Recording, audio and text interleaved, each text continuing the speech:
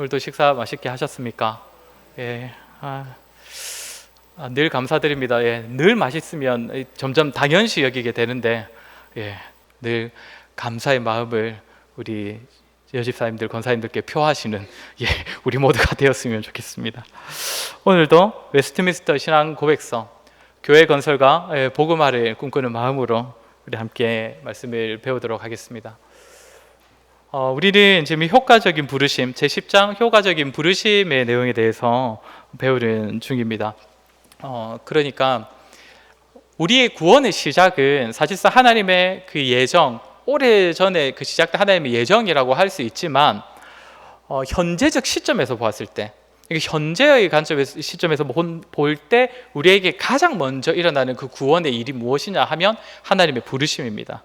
그것이 이제 지금 10장의 내용인데, 효과적이다라는 표현 자체에 너무 많은 그 의미를 두실 필요가 없습니다. 우리는 보통 효과 있다, 효과가 없다, 효과가 많다, 덜하다 이런 표현을 쓰기 때문에 하나님의 부르심이 어느 정도의 효과가 있다 이렇게 의미를 생각할 수도 있는데, 그건 전혀 상관없는 말이고 효과가 완전하다는 뜻입니다. 효과 100%의 부르심이 하나님께서 우리를 부르시는 부르심이다 라는 것입니다. 우리가 지난번에 이 1항의 첫 부분의 내용을 같이 한번 살폈었는데, 이 하나님의 그 부르심이 현재의 시점에서 아주 적당한 때에 우리에게 일어나는데 무엇을 통해서 일어납니까? 말씀과 성령을 통해, 그리고 그 본성적으로 처한 죄와 사망의 상태로부터 효과적으로 부르신다라고 했습니다. 여기서 이제 부르심이라는 말 자체가 왜 하나님께서 우리 안에 시작하시는 그 첫 일을 부르심이라고 표현을 하는가라고 했을 때, 이 부르심이라는 말에는 부르는 자에게 전적으로 달려 있다, 이런 표현을 가장 잘 나타내는 표현이 아마 부르심이 아닌가라는 생각이 듭니다. 그리고 여기에 무엇을 통해서 부른다고 합니까? 말씀과 성령을 통해 부른다라고 합니다. 이것은 어떤 의미라고 했습니까? 우리가 외적 부르심, 내적 부르심 이런 말들을 사용할 때 쓰는 용어라고 했습니다. 그러니까 말씀이라는 외적인 수단, 그러니까 설교를 통해서든 말씀을 읽는 것을 통해서도 이런 외적인 수단을 통해서도 하나님께서 부르시고, 또 내적, 우리 안에 계신 그 성령께서 마음의 울림으로, 마음의 그 도전이나 또 마음의 끌림으로 부르신다라는 것입니다. 근데 이제 부르심이라는 이 단어가 좀 이렇게 다양하게 쓰입니다. 이 부르심은 뭐 소명 이렇게도 말하지 않습니까? 그러다 보니까 하나님께서 우리를 부르시는 그 부르심에 대해서 다양하게 사용하다 보니까 어떤 다른 책에서는 좀 또 다른 용도로 사용할 수도 있습니다. 혹시나 다른 책을 보시다가 헷갈릴 수도 있어서 말씀을 드리는데, 참고로 루터는 영적 소명 그리고 외적 소명, 영적 부르심, 외적 부르심 이런 용어를 사용하는데, 어떻게 사용하냐면 영적 부르심은 하나님께서 우리를 그리스도인으로 부르신 부르심을 영적 부르심이라고 하고, 외적 부르심은 그 외에 우리를 각자의 자리에 세우시는 부르심, 그러니까 뭐 가정에, 교회에, 또 직장에 이런 세우심에 대해서 또 외적 부르심이라는 단어를 사용합니다. 그렇게 따지면 여기서 우리가 사용하는 외적 부르심과는 또 다른 의미가 되어버리죠. 여기서 말하는 외적 부르심은 하나님께서 우리를 신자로 부르실 때 외적인 수단을 사용하신다는 뜻에서 외적 부르심이라는 말을 사용하는데, 그 지식만 가지고 있다가 혹시나 루터의 책을 읽으시면 헷갈릴 수도 있어서 말씀을 드리는 겁니다. 어쨌든 하나님께서는 우리를 외적 수단 또 내적인 수단을 통하여서, 대표적으로 말하는 게 외적인 것은 말씀, 그리고 내적인 것은 성령, 이 정도를 우리가 기억하시면 될 것 같습니다. 우리 이제 1항의 두 번째 내용을 우리 한번 같이 읽어보도록 하겠습니다. 우리 한번 같이 읽겠습니다. 시작. 이들의 마음을 밝히시어 하나님의 일을 구원에 이르도록 영적으로 알게 하시고, 돌 같은 마음을 제거하시고 살 같은 마음을 주시고 의지를 새롭게 하시고, 전능하신 능력으로 그들이 선을 향하도록 정하시고 효과적으로 예수 그리스도께로 인도하신다. 그렇지만 그들은 은혜로 인하여 기꺼운 마음으로 아주 자유롭게 그리스도께로 나아간다. 그러니까 이 내용은 그겁니다. 이제 하나님께서 부르신 자들에게는 어떤 일이 일어나는가, 그의 마음에는 이제 어떤 일이 일어나는가에 대한 내용이 이제 그 1항의 두 번째 이제 후반부 내용이라고 보시면 될 것 같습니다. 자, 먼저는 뭐라고 합니까? 영적으로 알게 하시고라고 합니다. 우리 말씀 한번 같이 읽겠습니다. 고린도전서 2장 14절입니다. 시작.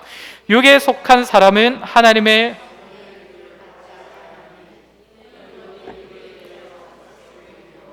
또 그는 그것들을 알 수도 없나니 그러한 일은 영적으로 분별되기 때문이라. 네.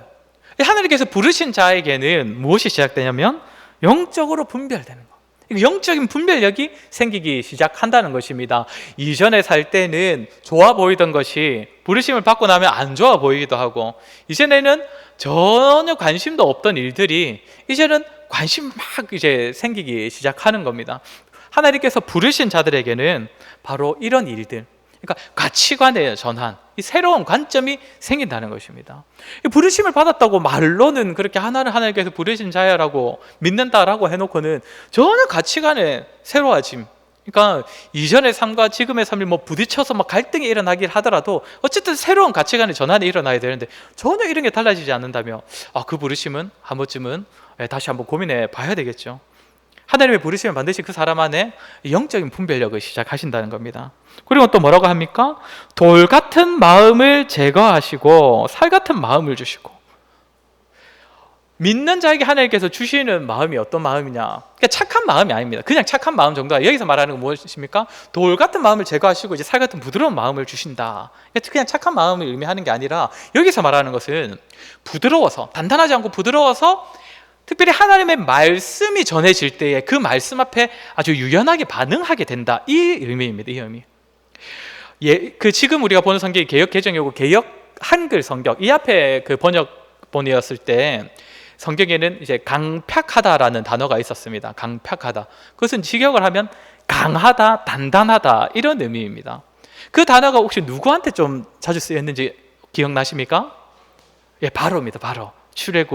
출애굽기에 나오는 그 애굽 왕 바로에게 모세가 계속적으로 찾아가 하나님의 말씀을 전합니다. 우리 백성들을 좀 놓아주십시오, 보내주십시오. 하나님께서 명하셨습니다. 안 그러다가는 재앙이 임할 것입니다. 그런데 바로의 마음이 어떻게 했다고요? 강팍하여. 지금 버전에는 이제 완악하여 이런 식으로 좀 나와 있는데, 또는 뭐 완고하여 이렇게 되어 있는데, 단단하다는 것이죠. 말씀이 선포되고 말씀이 들려지는데도 마음을 이제 찌르지 못하는 겁니다. 너무 단단해서. 그런데 하나님의 부르심을 받은 자는 어떤 일이 일어난다고요? 마음이 부드러워진다고요. 특별히 어디 앞에서? 말씀 앞에서. 말씀이 이제 선포될 때 이제 들리는 겁니다. 여기 계신 분들 중에 혹시 믿음 없이도 교회 생활을 해보신 경험이 있으신지 잘 모르겠는데, 이제 와서 이제 말씀을 들을 때 믿음 없이 듣는 사람은 어떤 태도로 듣습니까? 주로? 그냥 뭐 한 좀 좋은 목사가 뭐 좀 좋은 소리 하네, 이 정도로 받아들일 겁니다. 아니면 뭔가 막 가르침을 주더라도 저건 목사 생각이지, 목사 자기도 저리 안 살면서 가식적이네. 여러분 저한테 그 생각 안 하시죠? 그러니까 말씀이 선포될 때 그런 식의 마음밖에 가시지 못한다는 겁니다. 부르심이 없는 사람들은. 하지만 부르심이 있는 사람들은 비록 부족한 목사가 전하고 목사가 제대로 설명을 못하더라도 하나님의 말씀이 전해질 때 그 말씀이 계속 마음에 새겨진다는 것입니다. 부드러운 마음을 주시기 때문에. 그 다음에는 어떻다고 합니까? 의지를 새롭게 하시고, 어쨌든 이 새로운 삶에 대한 의지가 이제 새로워진다 하는 것이고, 또한 선을 향하도록 정하시고, 선을 향하도록. 우리가 이 앞에 자유의지에 대해서 배웠지 않습니까? 근데 자유의지에 있어서 뭐라고 했습니까? 하나님께서 불러주시지 않은 자, 그러니까 구원받지 못한 자는 그 의지를 선을 위하여 사용할 수 있다고 했습니까? 없다고 했습니까? 전혀 없다고 했습니다. 선을 행할 수 있는 가능성도 없다고 했는데, 이제는 어떻게 된다고 합니까? 하나님께서 불러주신 자는 드디어 이제 선을 향할 수 있게 되는 겁니다. 마음으로도 육신으로도. 그 다음에는 뭐라고 합니까? 효과적으로 예수 그리스도께로 인도하신다. 이게 아주 결론 같은 이야기입니다. 우리 말씀 한번 같이 읽어보겠습니다. 시작. 선지자의 글에 그들이 다 하나님의 가르치심을 받으리라. 기록되었은즉 아버지께 듣고 배운 사람마다 내게로 오느니라. 아멘. 그러니까 하나님을 부르심 받은 사람은 이 기꺼운 마음으로, 아주 즐거운 마음으로 예수 그리스도께 나아간다는 것입니다. 하나님께서 자신을 계시하신 통로가 예수 그리스도시고, 구원의 방식이 또 예수 그리스도시고, 우리에게 열어주신 모든 것이, 맞죠? 길과 진리가 다 예수 그리스도이기 때문에 하나님을 부르심 받은 자는 그리스도 없이는 하나님께 나아갈 수 없음을 알기 때문에 무조건 그리스도께 마음이 나아가게 되어 있다는 것입니다. 요즘에 청년 사역 잘하시고 좀 유명한 목사님이 한 분 계신데, 서울에 그분의 설교를 제가 한 번씩 이제 들어보면 그분의 설교에는 마지막 결론 부분에서 항상 마지막 부분에 이 멘트를 하시더라고요. 그리스도께로 나아오십시오. 어떤 설교든 우리 성도는 결국에는 바라보고 나아가야 할 것은 예수 그리스도시다. 네, 그 마음을 가지게 된다는 것입니다.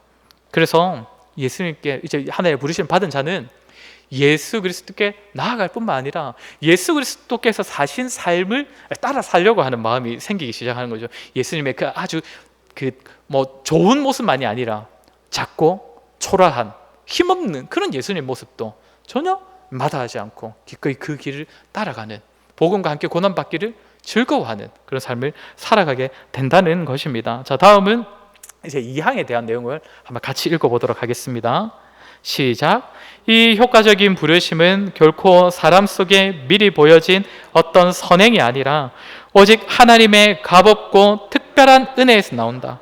이 일에 있어 사람은 완전히 수동적이며 성령으로 말미암아 소생되고 새롭게 되어야 부르심에 응답할 수 있으며 부르심에 제시되고 전달된 은혜를 받을 수 있다. 네.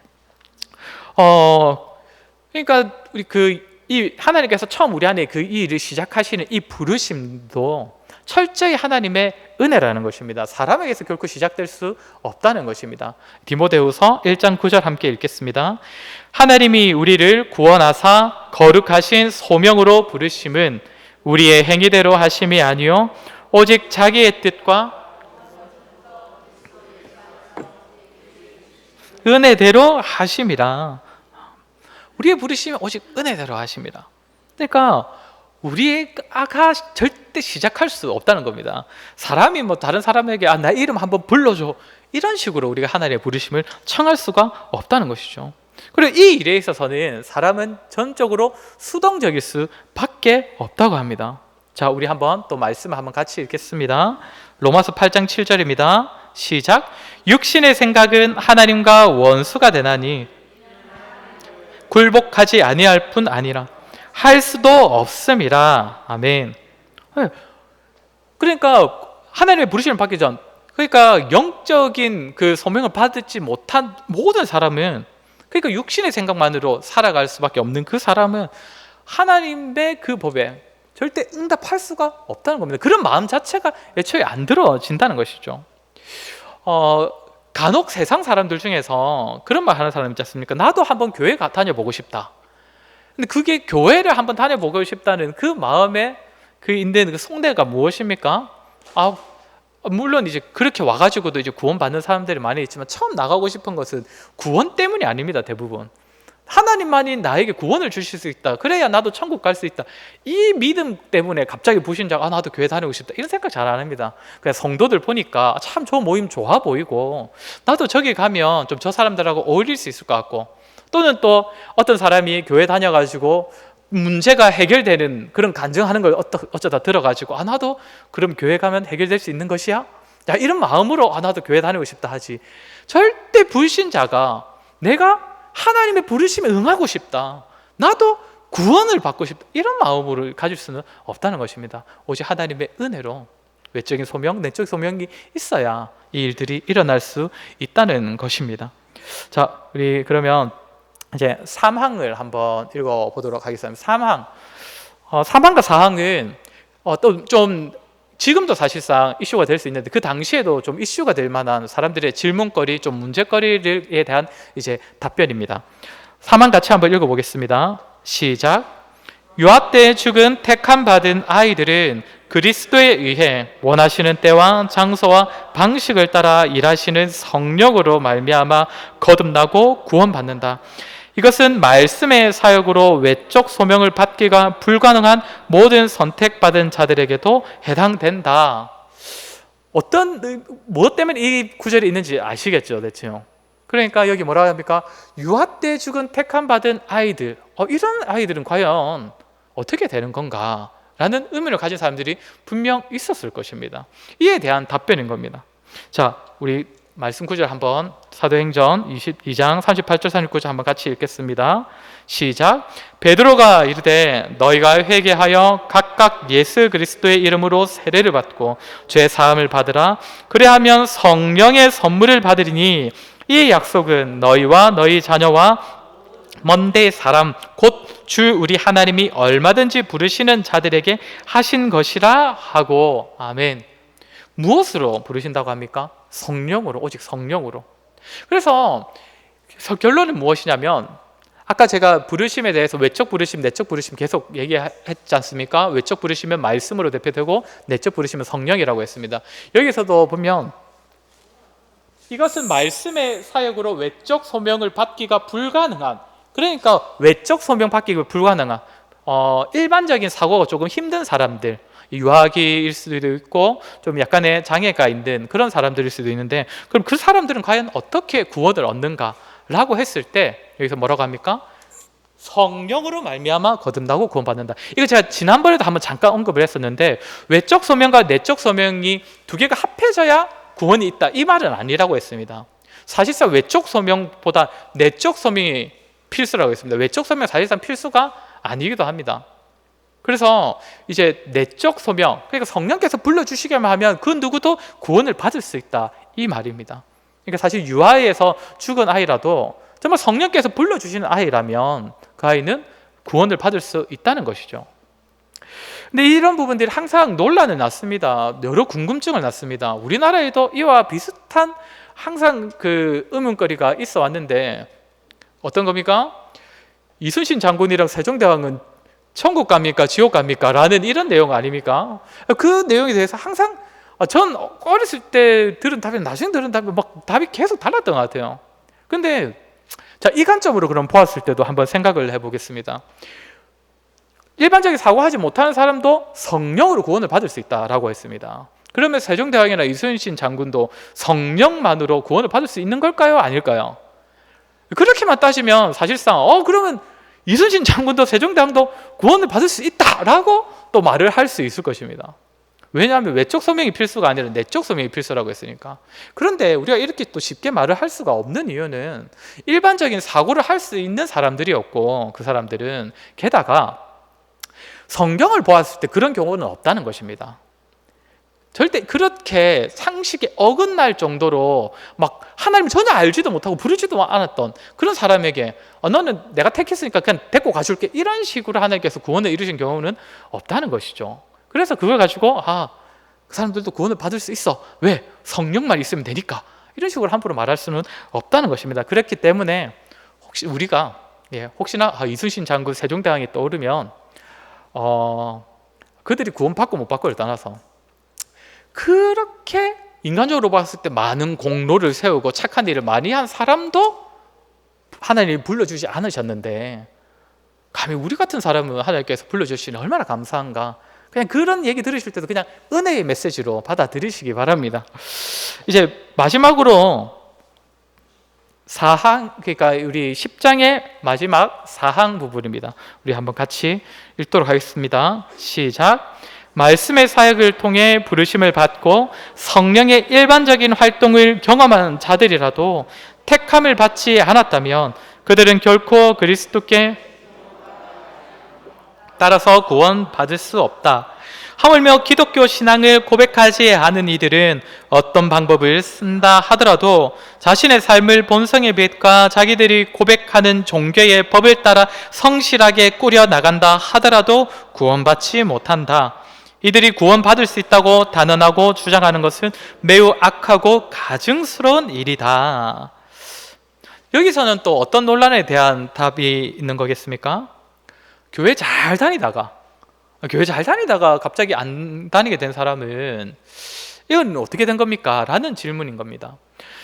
지난번에 제가 이제 알미니우스라는 사람에 대한 이야기를 잠깐 해드렸는데, 이제 그 사람은 인간의 공로를 어느 정도 인정한다고 했습니다. 물론 그 기원은 더 올라가서 펠라기우스부터 시작된다 했는데, 이제 그 사람들은 어떻게 보냐면 하나님께서 아무리 불러주셔도 자기가 응답 안 하면 구원 못 받는다라고 보는 겁니다.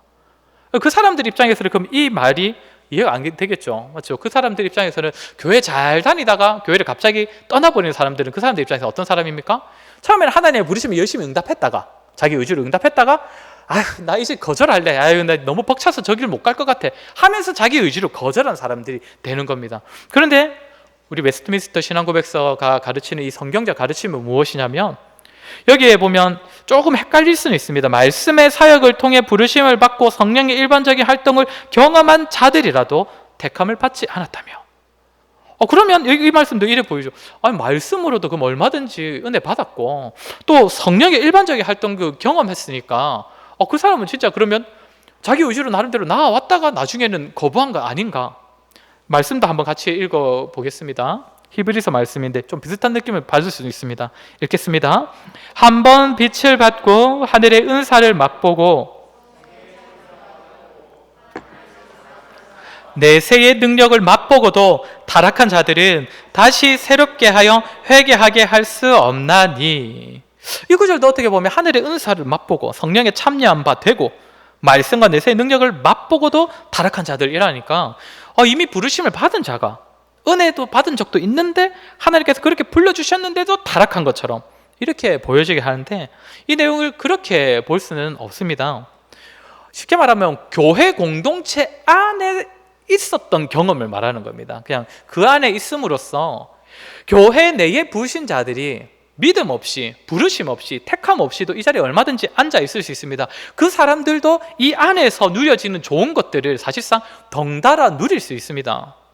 여기서 믿음 없는 사람들도 교회 안에서 교회 성도들과 함께 교제하고 함께 예배하고 하다 보면 굉장히 좋은 뭔가 유익한 것들, 또 실제로 그 사람들도 목격하게 되지 않겠습니까? 사람이 은혜 받고 변화되고 또 성령님께서 일으키시는 역사를 보게 될 수도 있는 것이죠. 그런 경험들을 다 한 것을 의미하는 겁니다. 제가 고등학교 때도 기독교 동아리 활동을 했고 대학교 때도 이제 기독교 동아리 활동을 했는데, 거기에 활동을 하다 보면 믿지 않는 친구들 한 번씩 따라옵니다. 그러니까 자기 친한 친구가 기독교 동아리에 있으니까 따라와가지고는 이렇게 이 활동을 한 번씩 교회는 안 다니면서도 따라하기도 하고 모임에 등록은 안 해도 참석하기도 하는데, 거기에 온 친구들, 믿음 없는 친구들이 어떻게 생각할까요? 우리의 활동하는 거 보면서 생각보다 거부감 없습니다. 생각보다 엄청 좋아합니다. 뭐 잘 놀고 교제하고 하는 이런 모임을 좋아했겠지라고 생각하실 텐데, 아니요. 진짜 고등학교 때 어떻게 따라온, 저는 이제 남녀공학을 다녔었는데 따라온 어떤 여학생이 안 믿는 친구인데 기도회에 참석하고 나서는 이거 너무 좋다고 왜 이래 얘기하는 건데, 제가 볼 때 이 사람 얘는 믿음도 없고 하나님이 누군지도 모르는 아이인데 좋다고 한다는 겁니다. 그러니까 우리 믿는 사람들이 누리는 좋은 것들을 얼마든지 옆에서도 함께 경험하고 함께 누릴 수가 있다는 것이죠. 근데 그걸 가지고 뭐 은혜를 받았다 이렇게 말할 수는 없는데, 그런데 그랬다가 그런 자들, 그러니까 교회에 있다가 떠난 자들은 결국 그런 사람들이라는 것이죠. 이 안에서 말씀도 듣기도 들어보았고 사람들이 성령을 통해서 뭐 부름받고 은혜 누리는 것도 보기는 보았지만 정작 그 사람한테는 애초에 부르심이 없었다는 것이죠. 오늘 우리가 오전 예배 때 시몬에 대한 이야기를 했는데, 시몬이 딱 그런 사람입니다. 얼마든지 이 안에 와서 그 사람은 뭐라고 합니까? 세례까지 받았다고 합니다. 그런데 그 사람은 끝까지 악한 생각을 하죠. 잘못된 생각을 하고. 그런 사람들을 의미하는 겁니다. 그리고 두 번째 문장을 보면 어떤 내용이 있습니까? 뭐 우리가 또 이거는 뭐 전혀 이상하게 우리는 생각하지 않지만 세상 사람들이 요즘에는 좀 싫어하는 유일신 사상입니다. 오직 우리만이 진리라는 것. 기독교 신앙을 고백하지 않는 이들은 어떤 방법을 쓴다 하더라도 구원받지 못한다. 이게 우리에게는 너무 당연한 거지만 갈수록 세상은 싫어하는 진리입니다. 그렇지 않습니까? 뭔가 독선적이고 너무 독단적이고 왜 니들만 옳다고 그러는데 라는 식으로 세상 사람들이 조금 싫어하는 것이죠. 로마 카톨릭은 어떻게 합니까? 자기들은 마치 유일신 하나님을 믿는 것처럼 하면서도 사실상 다른 종교를 인정을 했습니다. 제2차 바티칸 공의회가 있었는데 좀 오래되긴 했지만 그때 나왔던 결정사항들이 이것과 굉장히 관련된 내용들이 많이 있었습니다. 제가 조금 몇 가지만 가져왔는데 한번 읽어봐 드리겠습니다. 로마 카톨릭의 내용입니다. 제가 읽고 나서 아멘 하시면 안 됩니다. 비록 자기 의지에 반하여 예수의 복음과 교회를 알지 못했다 하더라도 신실하게 하나님을 구하고 은총의 영향을 받으며 양심의 명령에 따라 하나님의 계시를 알려고 노력한 사람들은 영원한 구원을 얻을 수 있다. 하나님의 섭리는 또한 아직 하나님에 대한 분명한 지식이 없지만 은총 덕분에 선한 삶을 살려는 사람들을 구원하기 위한 도움이 필요하다는 것을 부인하지 않는다. 이러면서 그러니까 쉽게 말하면 이제 그러니까 하나님을 그러니까 교회를 다니지 않고 성경을 몰라도 그냥 일반적인 사람들 중에서 얼마든지 양심에 따라 구원에 이를 수 있다는 것입니다. 그래서 이 사람들이 뭐라고 하냐면 다른 종교도 참 진리의 빛을 반영할 수 있다. 이런 주제로 또 무슨 글을 썼냐면 그것이 비록 가톨릭 교회에서 주장하고 가르치는 것과는 여러 가지로 다르더라도 모든 사람을 비추는 참 진리의 빛을 반영하는 일도 드물지는 않다. 진리의 빛을 반영할 수 있다는 것입니다. 그러면서 다른 종교와 협력과 연대를 할 수 있다고 하면서 어떤 글을 썼냐면 그러므로 교회는 지혜와 사랑으로 다른 종교의 신봉자들과 대화하고 협력하면서 그리스도교 신앙과 생활을 증언하는 한편 다른 종교인들의 정신적 도덕적 자산과 사회문화적 가치를 인정하고 보호하며 증진하도록 모든 자녀에게 권고한다. 한마디로 타 종교도 다 인정을 해버린 것입니다. 참 이 사람들이 근데 얍삽한 거는 또 대놓고 물어보면 또 아니라고 합니다. 근데 이게 우리가 마지막으로 이 얘기만 하고 마칠 건데 이 바티칸 제2차 공의회가 나왔던 이 결과들이 나왔던 그 배경이 무엇이냐면 1차와 2차 사이에 대략 한 7, 80년 정도의 차이가 있었는데 1차 때 자기들이 결론 지었던 내용이 주로 무엇이냐면 교황한테는 아무도 덤비면 안 된다 이 말이었습니다. 교황은 절대 틀릴 수도 없다. 근데 그걸 결정한 이후로 그 가톨릭이 내리막길을 가기 시작합니다. 왜 사람들이 싫어할 만한 내용이지 않겠습니까? 왜 교황도 우리 같은 사람 같은데? 그러면서 가톨릭이 급격히 내리막길을 가기 시작하고 사람 숫자 줄어들고 비난의 목소리는 거세졌습니다. 그래서 2차 공의회 때는 우리 다시 반등해야 되지 않느냐? 사람들이 싫어할 만한 요소 다 빼버리자. 그래서 만드는 것들이 이런 내용들입니다. 너희도 구원받을 수 있다. 불신자들한테. 그래서 우리는 얼마든지 불신자들과 함께 협력하고 연대할 수 있다. 이런 내용을 낳은 것이죠. 작전이 성공했을까요? 사실 성공했습니다. 이때부터 다시 로마 카톨릭은 포용의 종교, 또 화합의 종교, 관용의 종교 이런 식으로 조금씩 이미지를 구축해 가기 시작합니다. 그래서 지금 가톨릭은 사실 기독교보다 조금 덜 욕먹죠.